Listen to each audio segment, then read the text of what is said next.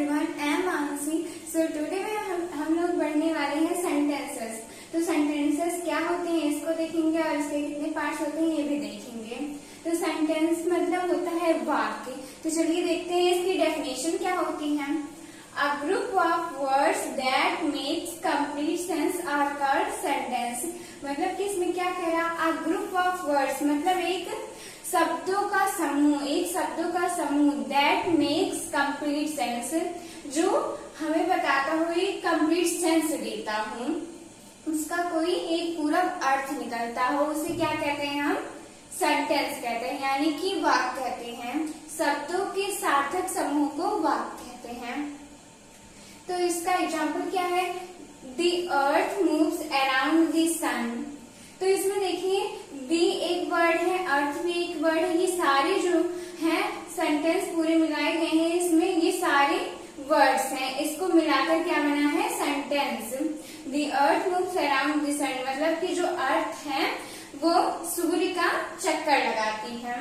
और इसके बाद है I am going to market। तो इसमें आपको एक डाउट होगा, आई तो आप लोग सोच रहे होंगे ये तो लेटर है, तो ये वर्ड का काम कैसे कर रहा है। तो देखिए जो आई होता है इसको हम वर्ड भी मानते हैं और ये लेटर भी होता है, तो इसको हम दोनों मानते हैं। तो इसका अर्थ है I am going to market मतलब मैं बाजार जा रहा हूँ। और इसके बाद एक यहाँ पर हम देखकर आपको बताते हैं, जैसे हो गया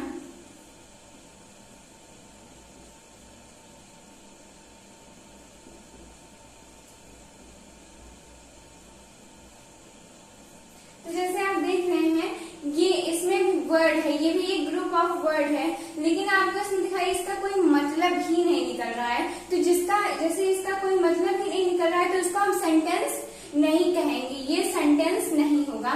सेंटेंस वो होगा जिसका कोई अर्थ निकल रहा है, लेकिन इसमें कोई अर्थ ही नहीं निकल रहा है। राइट वर्ड है, ये सारे वर्ड है, लेकिन ग्रुप ऑफ वर्ड जरूर है, लेकिन इसका कोई अर्थ नहीं निकल रहा है, तो ये सेंटेंस नहीं कहलाएंगे। इसके बाद है पार्ट्स ऑफ सेंटेंसेस मतलब सेंटेंस के कितने प्रकार होते हैं। सो फर्स्ट है सब्जेक्ट एंड सेकेंड है प्रेडिकेट। इस सब्जेक्ट को हम हिंदी में कर्ता कहते हैं और प्रेडिकेट को हिंदी में कर्म कहते हैं। तो इसकी डेफिनेशन क्या है, द पार्ट ऑफ सेंटेंस मतलब कि वाक्य का वह हिस्सा that tells what the sentence is about मतलब जो ये हमें बताता है कि इसमें सब्जेक्ट कौन है, मतलब सेंटेंस किसके बारे में बात कर रहा है। वाक्य का वह हिस्सा जो हमें बताता है कि सब्जेक्ट मतलब कि जो सेंटेंस है वो किसके बारे में बता रहा है, उसे हम क्या कहते हैं, इज कॉल्ड सेंटेंस। तो इसमें देखते हैं, तो इसी को हम जैसे सब्जेक्ट कहते हैं, तो इसका हम एक बार वो देख लेते हैं एग्जाम्पल, इससे हमें और अच्छे तरीके से समझ में आएगा। The ostrich is the largest bird. तो इसमें जो सेंटेंस है ये किसके बारे में बता रहा है कि लार्जेस्ट बर्ड कौन है, ऑस्ट्रिच है, तो इसलिए हमारे लिए क्या हो गया, सब्जेक्ट हो गया। और इसके बाद प्रेडिकेट देखते हैं, द पार्ट ऑफ सेंटेंस मतलब कि वाक्य का वह हिस्सा that tells us about the subject मतलब जो हमें बताए कि सब्जेक्ट के बारे में जो हमें बताता है कि सब्जेक्ट क्या कर रहा है, सब्जेक्ट क्या एक्शन कर रहा है, सब्जेक्ट के एक्शन के बारे में जो बताता है उसे हम प्रेडिकेट कहते हैं। तो जैसे देखिए इसमें जो काम कर रहा है उसको हम सब्जेक्ट बोलेंगे और जिसके बारे में जो काम हो रहा है वो सब्जेक्ट जो काम कर रहा है उसको हम प्रेडिकेट बोलेंगे। तो जैसे हमारा ये ऑस्ट्रिच क्या हो गया, सब्जेक्ट हो गया क्योंकि ये काम कर रहा है, और जो काम कर रहा है मतलब जो काम हो रहा है वो हमारा प्रेडिकेट हो जाएगा। तो जैसे इज द लार्जेस्ट बर्ड, ये हमारा क्या हो जाएगा, ये हमारा प्रेडिकेट हो जाएगा, क्योंकि देखिए इसमें सब्जेक्ट काम कर रहा है तो सब्जेक्ट ये हो जाएगा, ऑस्ट्रिच काम कर रहा है तो ये हो जाएगा, और काम हो रहा है वो ये है। इतने पार्ट हैं जो काम हो रहा है सब्जेक्ट के द्वारा। इज द लार्जेस्ट बर्ड, तो ये हमारा क्या हो गया, प्रेडिकेट। इसके बाद ये है the star shine in the night, मतलब जो स्टार्स हैं, जो तारे हैं, वो रात में चमकते हैं। तो इसमें ये जो ये तारे चमकते हैं, इसमें मतलब कि कौन चमकता है? तारे चमकते हैं। तो ये क्या हो गया? हमारा सब्जेक्ट हो गया, क्योंकि इसके द्वारा तारे मतलब चमक रहे हैं। ये चमकने वाला काम स्टार्स के थ्रू हो रहा है, तो स्टार हमारा सब्जेक्ट हो जाएगा। And shine in the night, मतलब वो काम क्या हो रहा है? चमक रहा है, चमकने का काम हो रहा है। तो प्रेडिकेट ये हो जाएगा शाइन इन दी नाइट, ये हो जाएगा सब्जेक्ट, ये हो जाएगा प्रेडिकेट। और इसके बाद है टॉम इज अ सिंगर। यह आप हमें कमेंट बॉक्स में कमेंट करके बताएंगे इसका आंसर। इसके बाद हम देखेंगे काइंड्स ऑफ सेंटेंस, मतलब कि सेंटेंस के कितने काइंड्स होते हैं। सो फर्स्ट है असर्टिव सेंटेंस। तो इसमें क्या दिया गया है? सेंटेंस दैट स्टेट और डिक्लेयर समथिंग, मतलब इसमें कोई नॉर्मल बातें बताई जाती हैं, जैसे कोई फैक्ट हो गया या फिर कोई थॉट हो गया, ये सबको इसमें बताया जाता है। जो जनरल आइडिया हो गया, जैसे ये सबको इसमें बताया जाता है, जो नॉर्मल होती है। तो इसका एग्जांपल देख लेते हैं। पहले इसमें देखते हैं पॉजिटिव स्टेटमेंट, नेगेटिव स्टेटमेंट। तो इसके दो टाइप्स होते हैं, पॉजिटिव एंड नेगेटिव स्टेटमेंट। तो पॉजिटिव में जैसे कि पॉजिटिव सेंटेंस जैसे सकारात्मक वाक्य इसमें रहेंगे, जिसमें नहीं का प्रयोग नहीं होता है। जैसे कि हो गया दिस इज माई सिस्टर, तो ये क्या हो गया? Positive sentence. नेगेटिव सेंटेंस में नहीं का यूज होता है, इसे हम नेगेटिव सेंटेंसेस कहते हैं। जैसे आई डोंट लाइक इट, मतलब मुझे यह नहीं पसंद है, तो इसमें नहीं का यूज होता है। तो इसमें पॉजिटिव में पॉजिटिव सेंटेंसेस रहेंगे, नेगेटिव में नेगेटिव रहेंगे। तो जिसमें हमें कोई बात बताई जाती है, आइडिया बताया जाता है, उसे हम असर्टिव सेंटेंस कहते हैं। इसके बाद है इंटेरोगेटिव सेंटेंसेस। तो इसमें क्या क्या कह रहा है? सेंटेंस दैट आस्क्स क्वेश्चन, मतलब इसमें जो सेंटेंस रहेगा, इसमें हमें कोई क्वेश्चन पूछा जाएगा, इसमें क्वेश्चन पूछा जाता है, तो उसी को हम क्या कहते हैं? प्रश्नवाचक वाक्य। तो इसका एग्जाम्पल देखते हैं। Are you are cricket player, मतलब क्या तुम एक क्रिकेट प्लेयर हो? तो इसमें दो टाइप के क्वेश्चन होते हैं, यस नो क्वेश्चन और WH क्वेश्चन। तो यस नो क्वेश्चन में हमें यस नो करके आंसर देना है, और WH क्वेश्चन में मतलब इसमें जैसे आते हैं व्हाट, वेयर, व्हेन, व्हाई, ये सब हमारे क्या होते हैं? WH क्वेश्चन होते हैं। तो एग्जाम्पल है are you a cricket player, तो ये यस नो क्वेश्चन है, क्योंकि आप इसमें यस नो करके आंसर देंगे। तो ये हमारा है यस नो क्वेश्चन। क्या तुम क्रिकेट प्लेयर हो? और इसके बाद है what do you like to eat, क्या तुम्हें क्या खाने में पसंद है?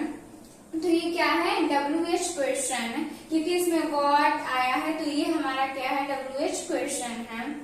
तो जिसमें हम किसी से क्वेश्चन पूछते हैं, उसको हम क्या कहते हैं? Interrogative sentences. और इसके बाद है थर्ड है इम्परेटिव सेंटेंसेस। इसमें क्या है? Sentences that express a command, a request और एन एडवाइस, मतलब जिस वाक्य में हमें कोई ऑर्डर मतलब कि इंस्ट्रक्शन देने का काम होता है इम्परेटिव सेंटेंसेस में। जैसे कि कमांड्स हमें ऑर्डर, मतलब कि कोई हमें ऑर्डर देगा, या फिर रिक्वेस्ट करने का काम होगा, या फिर सलाह, एडवाइस देने का काम होगा। तो इसका एग्जांपल क्या हो गया? क्लोज द डोर, तो जो वो खिड़की बंद कर दो, तो ये क्या है? वो ऑर्डर दे रहा है, कोई आपको ऑर्डर देगा।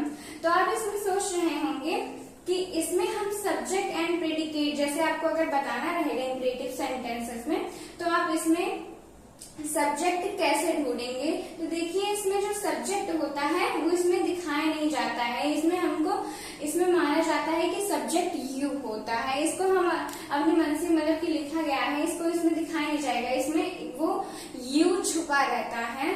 इसमें हम जो रहता है सब्जेक्ट, वो यू को मानते हैं। तो इसलिए इसमें इसको यहाँ पर अगर आपको सब्जेक्ट पूछा जाएगा तो इसमें हम यू बताएंगे। और इसके बाद है exclamatory sentences that express a strong and sudden feeling, मतलब ऐसे वाक्य जिसमें स्ट्रॉन्ग एंड सडन फीलिंग बताई जाती है, मतलब कोई शॉकिंग वाला चीज बताया जाता है, उसको ही हम एक्सक्लेमेटरी सेंटेंसेस कहते हैं। मतलब कोई चीज सडनली हो जाए, कोई चीज अचानक हो जाए तो उसको हम क्या कहते हैं, एक्सक्लेमेटरी सेंटेंसेस। कोई चीज आश्चर्य हो जाए, इसको हम देख के आश्चर्य रह जाए तो उसको हम क्या कहते हैं, एक्सक्लेमेटरी सेंटेंस। मतलब कि इसका एग्जाम्पल देखते हैं, wow this is beautiful flower. मतलब देखिए इसमें क्या दे रहा है, वाओ, मतलब इसमें एक सडनली फीलिंग एक्सप्रेस कर रहा है, wow this is beautiful flower. तो इसको हम क्या कहेंगे, एक्सक्लेमेटरी सेंटेंसेस। क्योंकि इसमें देखिए जो ये है वाव है, क्योंकि ये स्ट्रॉन्ग फीलिंग है तो इसलिए एक्सक्लेमेटरी सेंटेंस रहेगा। और एक्सक्लेमेटरी सेंटेंस का जो मार्क होता है, ये जिसको हम कहते हैं एक्सक्लेमेटरी मार्क कहते हैं। इसका यूज करके हम सेंटेंस को बनाते हैं। और इंटेरोगेटिव में क्वेश्चन मार्क का ये होता है, इंट्रोगेटिव का जो मार्क होता है वो क्वेश्चन मार्क होता है, मतलब इंट्रोगेटिव मार्क ये है। तो इसको यूज करके हम इंट्रोगेटिव में सेंटेंस बनाएंगे और इसका यूज करके हम एक्सक्लेमेटरी सेंटेंसेस बनाएंगे। फिफ्थ है optative sentence, sentences that express wishes, prayers, desires, blessing, curses. तो ऑप्टेटिव सेंटेंसेस को कहते हैं इच्छावाचक वाक्य, सेंटेंसेस दैट एक्सप्रेस विशेष, मतलब इसमें एक्सप्रेस किया जाता है विशेष को, मतलब इच्छा को या फिर किसी को विश करना। प्रेयर मतलब होता है किसी के लिए प्रार्थना करना। डिजायर मतलब होता है इच्छा करना, इच्छा किसी चीज की इच्छा रखना। और ब्लेसिंग में मतलब होता है किसी को ब्लेस आशीर्वाद देना। और कर्जेस मतलब होता है किसी को श्राप देना। तो ये सब ऑप्टेटिव सेंटेंसेस में आते हैं, जिसमें आपको एक्सप्रेस किया जाता है विशेष, प्रेयर्स, डिजायर, ब्लेसिंग, कर्जेस, ये सब एक्सप्रेस किया जाता है। तो ये है इसका लास्ट काइंड्स। एंड इसके बाद हम लोग रिवीजन कर लेते हैं ओरल क्या जो हम लोग ने पढ़ा था। तो सेंटेंसेस पहले आता है। सेंटेंसेस में हमने आपको बताया था group of words that make complete sense are called sentences, मतलब ऐसा वाक्यों का समूह, मतलब कि शब्दों का समूह जो हमें एक कंप्लीट सेंस देता हो, उसे हम क्या कहते हैं, सेंटेंस कहते हैं। जिसका कोई अर्थ निकलता है, शब्दों का समूह से जिसका कोई अर्थ निकलता है उसे हम क्या कहते हैं, सेंटेंसेस कहते हैं। और इसके बाद हम लोगों ने देखा था इसके कितने पार्ट्स होते हैं। तो 2 पार्ट्स होते हैं, एक सब्जेक्ट एंड एक प्रेडिकेट। सब्जेक्ट में बताया जाता है कि जो सेंटेंस है उसमें काम कौन कर रहा है, तो उसे को क्या कहते हैं, सब्जेक्ट कहते हैं। और जिसके जो काम हो रहा है, जो एक्शन हो रहा है, उसको हम क्या कहते हैं, प्रेडिकेट कहते हैं। तो ये सब्जेक्ट और प्रेडिकेट इसके पार्ट्स थे। इसके बाद हम लोगों ने देखा था इसका काइंड्स। तो काइंड्स में हमने देखा था असर्टिव सेंटेंस। तो असर्टिव सेंटेंस वो होते हैं जिसमें नॉर्मल बातें बताई जाती हैं, जनरल आइडिया, थॉट्स एक्सप्रेस किया जाता है, तो उसको ही हम असर्टिव सेंटेंस कहते हैं। और असर्टिव सेंटेंस को हम डिक्लेरेटिव सेंटेंस भी कहते हैं। और इसमें 2 टाइप्स हमने आपको बताया था, एक पॉजिटिव और एक नेगेटिव। पॉजिटिव को हम अफर्मेटिव सेंटेंस भी कहते हैं, जिसमें हमें पॉजिटिव सेंटेंस रहे, मतलब जिसमें नहीं का प्रयोग नहीं किया जाता है। और नेगेटिव में जैसे उसमें नेगेटिव थिंकिंग रहती है, जैसे कि उसमें नहीं, नॉट का यूज, नो का यूज, नेवर का यूज होता है। जिसमें नहीं का यूज होता है उसको हम नेगेटिव कहते हैं। और जिसमें नहीं का यूज नहीं होता है, एक नॉर्मल सिंपल सेंटेंस रहता है, उसको हम क्या कहते हैं, पॉजिटिव सेंटेंस। इसके बाद हम लोगों ने देखा था इंटेरोगेटिव में क्वेश्चन पूछे जाते हैं। और इसके भी 2 टाइप्स आपको बताए थे, एक WH क्वेश्चन होते हैं और एक यस नो क्वेश्चन होते हैं। यस नो क्वेश्चन में आपको यस नो करके आंसर देना रहता है, और WH में आपको व्हाट, वेयर, ये सब करके क्वेश्चन इसमें रहते हैं। और इसके बाद हम लोगों ने देखा था इम्परेटिव सेंटेंस में एक्सप्रेस किया जाता है, कोई रिक्वेस्ट एक्सप्रेस किया जाता है, मतलब किसी से माफी मांगना, मतलब रिक्वेस्ट करना, या और इसमें था ऑर्डर, किसी को ऑर्डर देना। तो इंस्ट्रक्शन वाले मतलब निर्देश देने वाले काम इसमें होते हैं, एडवाइस देना। तो ये सब क्या होते हैं, इम्परेटिव सेंटेंस होते हैं। इसके बाद था एक्सक्लेमेटरी, जिसमें आश्चर्य प्रकट होता है। इसमें sudden feeling, strong feeling, shocking वाली न्यूज जो होती है उसको ही हम क्या कहते हैं, एक्सक्लेमेटरी सेंटेंस कहते हैं। एक्सक्लेमेशन का मार्क हमने आपको बताया था, ये होता है एक्सक्लेमेशन का मार्क, और इंटेरोगेटिव सेंटेंस का मार्क ये होता है। और इसके बाद हम लोग देखे थे ऑप्टेटिव सेंटेंस, मतलब इच्छावाचक वाक्य, जिसमें हमने आपको बताया था सेंटेंस एक्सप्रेस करते हैं। विशेष इसमें प्रेयर करते हैं, विशेष करते हैं, ब्लेसिंग देते हैं, कर्सेस मतलब श्राप देते हैं, ये सब इसमें एक्सप्रेस किया जाता है। तो ये सब होते हैं ऑप्टेटिव सेंटेंस। तो इसका एक एग्जाम्पल भी देख लेते हैं 5 का ऑप्टेटिव सेंटेंस का।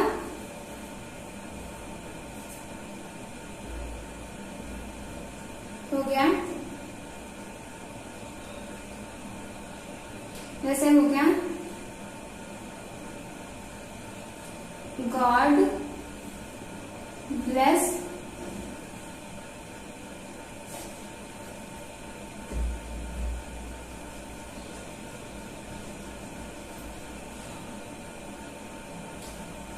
God bless